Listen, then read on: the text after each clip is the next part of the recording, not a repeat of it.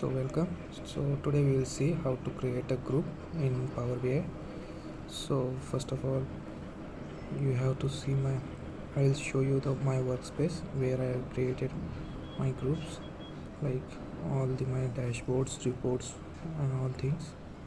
So now how we create our own create groups. So click on the workspace, create, and after that here provide your name of your workspace and just give the cells my team, and after that select your available public, or if you want according to your choice, and you can add members.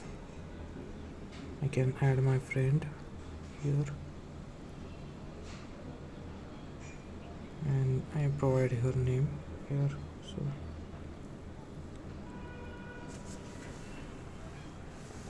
after that click on add, and lastly you have to save that work.